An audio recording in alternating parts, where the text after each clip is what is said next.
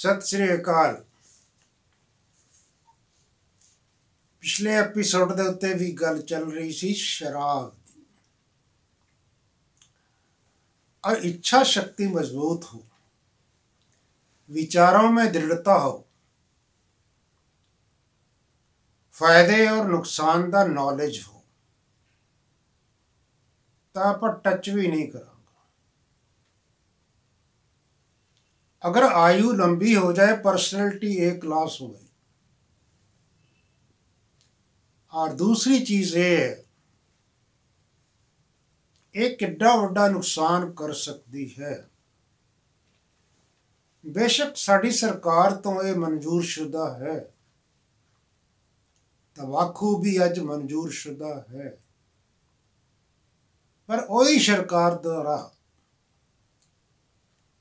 तंबाकू दे उत्ते किन्नी अटेंशन दी जाती है, मैडिकल साइंस के किन्ने रिसर्च हो रहे हैं, और यही चीज अज शराब दी है।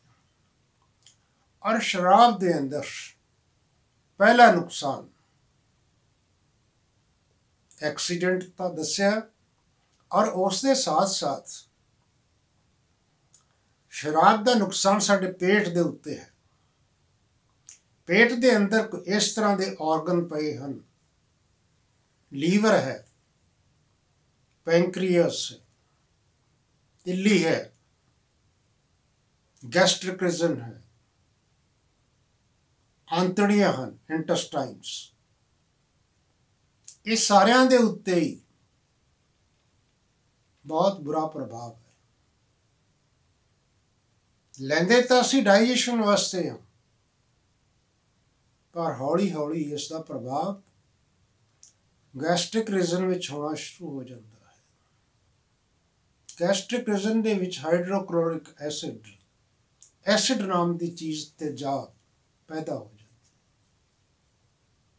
और तेजाब अगर वध जाए तो हाइपर एसिडिटी हो जाती है, और उस दे नाल गैस्ट्राइटिस हो जाता है। उन्होंने वास्ते भी अनेक दवाइयां बनिया, जिन्होंने दवाइयां दे भी साइड इफेक्ट शुरू हो गए, क्योंकि एलोपैथी मेडिसिन वाल लोगों का ध्यान ज़्यादा है और वो इमीजिएट इफेक्ट कर दी है, पर दे साइड इफेक्ट भी बहुत है। फिर लगे ले लो आंतड़ियां, इंटेस्टाइन्स के 3 हिस्से हैं, और उन्होंने 3 हिस्सों के विच डियाडिनल अल्सर, और उस तो मगरों दो हिस्से होर हैं, इलियक और इलियम, और उन्होंने दे अंदर भी इन्फ्लेमेशन हो जाती। अगर उसके अंदर इन्फ्लेमेशन हो जाए तो थोड़ा वड्डा रूप भी धारण कर सकते, क्योंकि इस चीज़ की कोई लिमिट नहीं है। अगर इस चीज़ ये वध जाती है, अगर अल्सर अंदर हो गया, अल्सर अंदर वधदा गया, तब कसे कोई इस तरह का टाइम भी आता है कि वह परफोरेट हो जाता है। परफोरेट माना फट जाता है। ये एक बड़ा डेंजरस और एमरजेंसी ऑपरेशन का कारण बनता है, और बड़े लंबे समय वास्ते पेशेंट को हॉस्पिटल च रहना पैंदा है। तो लीवर के उत्ते इसका बहुत गलत इफेक्ट है,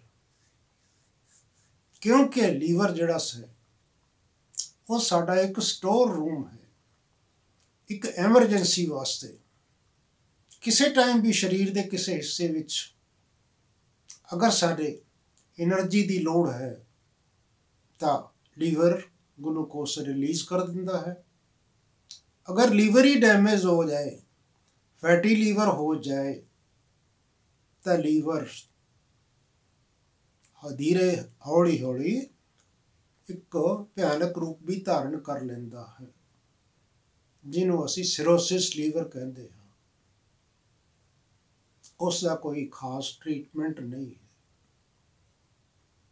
पेट के अंदर पानी भर जाता है, उसनों फिर ड्रेन करना पैंदा है, ਪਰ ਇਸ ਤਰ੍ਹਾਂ ਹੀ ਆਪਣੇ ਲੀਵਰ ਨੂੰ ਠੀਕ ਰੱਖਣ ਵਾਸਤੇ, ਪੇਟ ਤੇ ਆਂਤੜੀਆਂ ਨੂੰ ਠੀਕ ਰੱਖਣ ਵਾਸਤੇ, ਔਰ ਸਭ ਤੋਂ ਵੱਡੀ ਚੀਜ਼ ਇਹ ਹੈ ਕਿ ਜਿਹੜੀ ਪੈਂਕਰੀਆਸ ਹੈ, ਜਿਹਨੂੰ ਅਸੀਂ ਇਹ ਸਮਝਦੇ ਹਾਂ ਕਿ ਸਾਡੀ ਸ਼ੂਗਰ ਨੂੰ ਕੰਟਰੋਲ ਕਰਦੀ ਹੈ, ਉਹ ਪੈਂਕਰੀਆਸ ਦੀ ਸੋਜਸ਼ ਹੋ ਜਾਂਦੀ ਹੈ। ਉਹ ਪੈਂਕਰੀਆਸ ਦੀ ਜਦੋਂ ਸੋਜ ਹੋ ਜਾਵੇ ਉਹ ਵੀ ਬੜੀ ਭਿਆਨਕ, ਉਸ ਨੂੰ ਟ੍ਰੀਟਮੈਂਟ ਵੀ ਲੰਬਾ ਚਾਹੀਦਾ। ਇਸ ਤਰ੍ਹਾਂ ਹੀ ਇਹਨਾਂ ਚੀਜ਼ਾਂ ਨੂੰ ਦੇਖਦੇ ਹੋਏ ਅੱਗੇ ਚੱਲੋ ਸਾਡੇ ਬ੍ਰੇਨ ਵੱਲ। ਅੱਜ ਸਾਡੀ ਯਾਦਦਾਸ਼ਤ ਘਟ ਰਹੀ ਹੈ, ਮੈਮਰੀ ਪਾਵਰ ਵੀ ਘਟ ਰਹੀ ਹੈ, ਔਰ ਕਈ ਲੋਕ ਸ਼ੌਕ ਦੇ ਤੌਰ ਦੇ ਉੱਤੇ ਵਾਈਨ ਲੈਂਦੇ, ਪਰ ਇੱਕ ਚੀਜ਼ ਹੈ ਕਿ ਸਾਡੇ ਬ੍ਰੇਨ ਦੇ ਅੰਦਰ ਕਿ ਇਸ ਤਰ੍ਹਾਂ ਦੇ ਸੂਖਸ਼ਮ ਅੰਗ ਹਨ, ਸੂਖਸ਼ਮ ਕੋਸ਼ਿਕਾएं ਹਨ, ਬ੍ਰੇਨ ਦੇ ਸੈੱਲ ਹਨ, ਨਿਊਰੋਨਸ, ਉਸ ਦੇ ਹਾਇਰ ਸੈਂਟਰਸ ਦੇ ਉੱਤੇ, ਜਿੱਥੇ ਕਿ ਸਟੋਰੇਜ ਸਾਡੀ ਮੈਮੋਰੀਜ਼ ਦੀ ਹੈ, ਯਾਦਦਾਸ਼ਤ ਦੀ, ਔਰ ਇੱਕ ਲਰਨਿੰਗ ਪ੍ਰੋਸੈਸ, ਜੀਵਨ ਦੇ ਵਿੱਚ ਸਿੱਖਣ ਦਾ ਵੀ ਵਿਚਾਰ ਸ਼ਕਤੀ ਬ੍ਰੇਨ ਵਿੱਚ ਹੀ ਹੈ। ਉਹਨਾਂ ਦੇ ਉੱਤੇ ਇਸ ਦਾ ਇਫੈਕਟ ਹੋਣਾ ਸ਼ੁਰੂ ਹੋ ਜਾਂਦਾ ਹੈ। ਔਰ ਬ੍ਰੇਨ ਦੇ ਜੋ ਨਿਊਰੋਨਸ ਹੈ, ਯਾਦਦਾਸ਼ਤ ਰਹੇ ਕਿ ਸਰੀਰ ਦੇ ਜੋ ਵੀ ਸੈੱਲ ਹੈ, ਜੋ ਟ੍ਰਿਲੀਅਨਸ ਰੂਪ ਦੇ ਵਿੱਚ ਹਨ, ਉਹ 98% 2-4 ਵਰਸ਼ਾਂ ਵਿੱਚ ਬਿਲਕੁਲ ਚੇਂਜ ਹੋ ਜਾਂਦੇ ਹਨ। ਪਰ ਬ੍ਰੇਨ ਦੇ ਜਿਹੜੇ ਨਿਊਰੋਨ ਹਨ, ਵੰਸ ਡੈਮੇਜ, ਅਗਰ ਇੱਕ ਵਾਰੀ ਉਹ ਡੈਡ ਹੋ ਗਏ ਤਾਂ ਉਸ ਤੋਂ ਮਗਰੋਂ ਫਿਰ ਉਹਨਾਂ ਦੇ ਰਿਵਾਈਵ ਨਹੀਂ ਹੁੰਦੇ।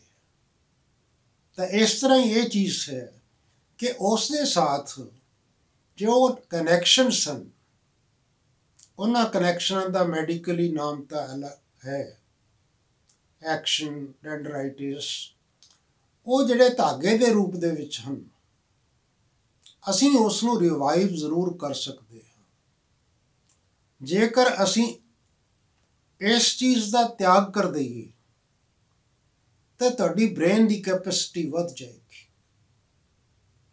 ਔਰ ਇਸ ਚੀਜ਼ ਦੀ ਇਹ ਤਾਂ ਪਤਾ ਹੀ ਹੈ ਕਿ ਇਹਦੀ ਕੋਈ ਖੁਸ਼ਬੂ ਨਹੀਂ ਆਉਂਦੀ ਹੈ, ਇਹਦੀ ਤਾਂ ਮੁੱਖ ਦੇ ਵਿੱਚੋਂ ਬਦਬੂ ਹੀ ਆਉਂਦੀ ਹੈ।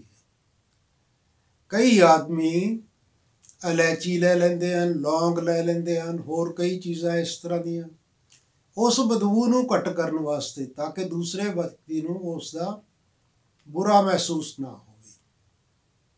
ਅਕਸਰ ਕਰਕੇ ਪਰਿਵਾਰ ਦੇ ਵਿੱਚ ਇਸਤਰੀ ਪੁਰਸ਼ ਦੇ ਵੀ ਆਪਸ ਵਿੱਚ ਝਗੜੇ ਇਸੇ ਕਾਰਨ ਹੁੰਦੇ ਹਨ।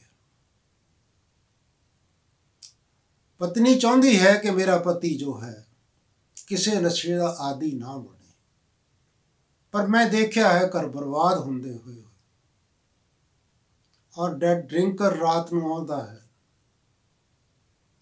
ਭੈਣ ਬੈਠੀ ਹੁੰਦੀ ਹੈ ਖਾਣਾ ਲੈ ਕਰਕੇ, ਔਰ ਬੱਚੇ ਜਿਹੜੇ ਹੈ ਉਹ ਮਾਸੂਮ ਬੱਚੇ, ਉਹ ਵੀ ਦੁਖੀ, ਪਰਿਵਾਰ ਵੀ ਦੁਖੀ, ਘਰ ਦੇ ਵਿੱਚ ਕਲਾ ਕਲੇਸ਼, ਸ਼ਾਂਤੀ ਦਾ ਨਾਮ ਨਹੀਂ, ਔਰ ਘਰ ਦਾ ਵਾਯੂਮੰਡਲ ਹੀ ਕੋਈ ਪਰਿਵਰਤਨ ਹੋ ਜਾਂਦਾ ਹੈ। ਇਸ ਵਾਸਤੇ ਆਪਣੇ ਪਰਿਵਾਰ ਨੂੰ ਇੱਕ 5 ਸਟਾਰ ਹੋਟਲ ਬਣਾ ਦਿਓ, ਔਰ 4-5 ਪਰਿਵਾਰ ਦੇ ਮੈਂਬਰ ਮਿਲ ਕੇ ਬੈਠਣ, ਉਹ ਇੰਟਰਟੇਨਮੈਂਟ ਕਰਨ, ਇੱਕ ਟੇਬਲ 'ਤੇ ਖਾਣਾ ਖਾਣ, ਤੇ ਉਹ એનર્ਜੀ ਕਿੰਨੀ ਆਏਗੀ ਕਿ એનર્ਜੀ ਤਾਂ ਇੱਕ ਦੂਸਰੇ ਦੇ ਵਿਵਹਾਰ ਦੇ ਨਾਲ ਹੀ ਆਉਂਦੀ ਹੈ। ਜੇ ਅਸੀਂ ਆਪਣੇ ਪਰਿਵਾਰ ਨੂੰ ਹੀ ਸਨਮਾਨ ਦਿੰਦੇ ਹਾਂ ਤਾਂ ਪਰਿਵਾਰ ਵੀ ਸਾਨੂੰ ਸਨਮਾਨ ਦਿੰਦਾ ਹੈ। ਪਰ ਇਸ ਤੋਂ ਵੱਡੀ ਚੀਜ਼ ਇਹ ਹੈ ਕਿ ਲਾਈਫ ਨੂੰ ਅੰਡਰਸਟੈਂਡ ਕਰਨ ਦੀ ਜ਼ਰੂਰਤ ਹੈ। ਆਪਾਂ ਕਹਿੰਦੇ ਹਾਂ ਕਿ ਸਰੀਰ ਦੇ ਅੰਦਰ 2 ਹੀ ਹਿੱਸੇ ਹਨ, ਇੱਕ ਹਾਰਡਵੇਅਰ, ਇੱਕ ਸਾਫਟਵੇਅਰ। ਸਾਫਟਵੇਅਰ ਨੂੰ ਅਸੀਂ ਲਾਈਫ ਕਹਿੰਦੇ ਹਾਂ, ਔਰ ਇਸ ਦਾ ਸੰਬੰਧ ਸਾਡੇ ਵਿਚਾਰ ਸ਼ਕਤੀ, ਸੰਸਕਾਰ ਸ਼ਕਤੀ, ਸਿਮਰਤੀ ਸ਼ਕਤੀ ਔਰ ਸਮਰੱਥੀ, ਇਹ ਸਾਰੀਆਂ ਚੀਜ਼ਾਂ ਨਾਲ। ਸਿਮਰਤੀ ਕਹਿੰਦੇ ਆ ਯਾਦਦਾਸ਼ਤ ਨੂੰ, ਪਰ ਯਾਦਦਾਸ਼ਤ ਵੀ ਇੰਨੀ ਪਾਵਰਫੁਲ ਬਣ ਜਾਵੇ ਕਿ ਸਾਨੂੰ ਉਹ ਚੀਜ਼ ਅੱਛੀ ਨਾ ਲੱਗੇ ਜਿਹੜੀ ਸਾਡੇ ਸਰੀਰ ਦੇ ਉੱਤੇ ਕੋਈ ਨਸ਼ੇ ਦਾ ਰੂਪ ਧਾਰਨ ਕਰੇ। ਉਸ ਤੋਂ ਮਗਰੋਂ ਅੱਗੇ ਲਓ ਕਿ ਕੁਛ ਲੋਕ ਇਸ ਨੂੰ ਨੀਂਦ ਖਾਤਰ ਲੈਂਦੇ ਹਨ। ਮੇਰੀ ਇੱਕ ਡਾਕਟਰ ਨਾਲ ਵੀ ਭੇਂਟ ਹੋਈ, ਉਹ ਬਹੁਤ ਵੱਡੇ ਅੱਛੇ ਡਾਕਟਰ ਸੀ, ਕਾਰਡੀਓਲੋਜਿਸਟ ਸੀ। ਉਹਨਾਂ ਨੇ ਕਿਹਾ ਕਿ ਪੇਸ਼ੈਂਟ ਨੂੰ ਆਰਾਮ ਚਾਹੀਦਾ ਹੈ, ਇਸ ਵਾਸਤੇ ਤਾਂ ਮੈਂ ਐਡਵਾਈਸ ਕਰ ਦਿੰਦਾ। ਮੈਂ ਕਿਹਾ ਡਾਕਟਰ ਸਾਹਿਬ ਬਾਤ ਇਹ ਹੈ ਕਿ ਉਸ ਨੂੰ ਨੁਕਸਾਨ ਵੀ ਹੁੰਦਾ ਹੈ। ਉਹਨਾਂ ਨੇ ਇਹ ਸਵੀਕਾਰ ਕੀਤਾ ਕਿ ਗੱਲ ਤਾਂ ਬਿਲਕੁਲ ਠੀਕ ਹੈ, ਇੱਕ ਨੈਚੁਰਲ ਲਾਈਫ ਸਟਾਈਲ ਹੋਣਾ ਚਾਹੀਦਾ ਹੈ। ਕਿਉਂਕਿ ਅੱਜ ਦੇ ਮਾਹੌਲ ਦੇ ਅੰਦਰ ਅਸੀਂ ਦੇਖਦੇ ਹਾਂ ਕਿ ਇਨਵਾਇਰਨਮੈਂਟ ਵੀ ਸਾਡੇ ਦੇ ਉੱਤੇ ਇਫੈਕਟ ਕਰਦੀ ਹੈ। ਅਗਰ ਮੈਜੋਰਿਟੀ ਲੋਕ ਇਸ ਚੀਜ਼ ਨੂੰ ਸੇਵਨ ਕਰਦੇ ਹਨ, ਉਸ ਦੀ ਵਾਈਬ੍ਰੇਸ਼ਨ ਜਿਹੜੀ ਹੈ ਉਹ ਸਾਡੇ ਬ੍ਰੇਨ ਦੇ ਉੱਤੇ ਆਉਂਦੀ ਹੈ। ਅਸੀਂ ਉਸ ਚੀਜ਼ ਦਾ ਡਿਸੀਜ਼ਨ ਉਸ ਵਾਈਬ੍ਰੇਸ਼ਨ ਨੂੰ ਕੈਚ ਕਰਕੇ ਲੈ ਲੈਂਦੇ। ਜਿਵੇਂ ਪਹਿਲੇ ਕਿਹਾ ਕਿ ਸਿਗਰਟ ਪੀਣ ਵਾਲੇ ਨੂੰ ਸਿਗਰਟ ਪੀਣ ਵਾਲੇ ਦੇ ਨਜ਼ਦੀਕ ਜ਼ਿਆਦਾ ਨਹੀਂ ਰਹਿਣਾ ਚਾਹੀਦਾ, ਕਿਉਂਕਿ ਉਹਦੀ ਸਿਮਰਤੀ, ਉਹਦੀ ਯਾਦਦਾਸ਼ਤ ਸਿਗਰਟ ਨੂੰ ਦੇਖ ਕੇ ਆ ਜਾਂਦੀ ਹੈ। ਤੇ ਇਸ ਵਾਸਤੇ ਇਹ ਧਿਆਨ ਰੱਖਣਾ ਬਹੁਤ ਜ਼ਰੂਰੀ ਹੈ ਕਿ ਅਸੀਂ ਸ਼ਰਾਬ ਪੀਣ ਵਾਲੇ ਦੇ ਨਜ਼ਦੀਕ ਵੀ ਸੁਸਾਇਟੀ ਦੇ ਨਾ ਜਾਈਏ। ਕਈ ਵਾਰੀ ਸਾਨੂੰ ਕੰਪੈਲ ਵੀ ਕੀਤਾ ਜਾਂਦਾ ਹੈ। ਜੇ ਆਪਣਾ ਕੋਈ ਮਿੱਤਰ, ਕੋਈ ਦੋਸਤ ਸ਼ਾਮ ਨੂੰ ਸ਼ਰਾਬ ਲੈਂਦਾ ਹੈ ਤਾਂ ਉਸ ਦੇ ਕੰਪੈਲ ਕਰਨ ਦੇ ਉੱਤੇ ਅਸੀਂ ਦੋਸਤੀ ਦੇ ਨਾਤੇ ਦੋ ਹੌਂਸ ਲੈਂਦੇ ਹਾਂ। ਪਰ ਇਹ ਵੀ ਇੱਕ ਚੀਜ਼ ਦਾ ਗਲਤ ਰੂਪ ਹੈ, ਕਿਉਂਕਿ ਇਹ ਐਡਿਕਸ਼ਨ ਦਾ ਰੂਪ ਧਾਰਨ ਕਰ ਲੈਂਦੀ ਹੈ, ਆਦਤ ਬਣ ਜਾਂਦੀ ਹੈ। ਜਿਹੜੀ ਸਾਡੀ ਨੇਚਰ ਹੈ, ਜਿਹੜੀ ਸਾਡੀ ਆਦਤ ਹੈ, ਸਾਡੀ ਜਿਹੜੀ ਓਰੀਜਨਲ ਨੇਚਰ ਹੈ, ਓਰੀਜਨਲ ਨੇਚਰ ਦੇ ਵਿੱਚ ਸਾਡੇ ਪੀਸ ਆਫ ਮਾਈਂਡ ਹੈ। ਇਸ ਵਾਸਤੇ ਇਹ ਚੀਜ਼ ਨੂੰ ਸਾਹਮਣੇ ਰੱਖਦੇ ਹੋਏ ਕਿ ਪੀਸ ਆਫ ਮਾਈਂਡ, ਮੇਰਾ ਮਨ ਸ਼ਾਂਤੀ 'ਚ ਰਹੇ। ਕੀ ਇਹ ਚੀਜ਼ ਪ੍ਰਭੂ ਨੂੰ ਪਸੰਦ ਹੈ? ਮੇਰੇ ਪ੍ਰਭੂ ਨੂੰ ਇਹ ਚੀਜ਼ ਪਸੰਦ ਨਹੀਂ ਤੇ ਮੈਂ ਇਹਨੂੰ ਡਿਸਕਾਰਡ ਕਰ ਦੇਵਾਂ। ਇਸ ਦੇ ਸਾਥ ਮੈਂ ਇੱਥੇ ਵਿਰਾਮ ਲਗਾ ਕਰਕੇ ਇਸੇ ਐਪੀਸੋਡ ਨੂੰ ਚਾਲੂ ਰੱਖਾਂਗਾ। ਸਤਿ ਸ੍ਰੀ ਅਕਾਲ।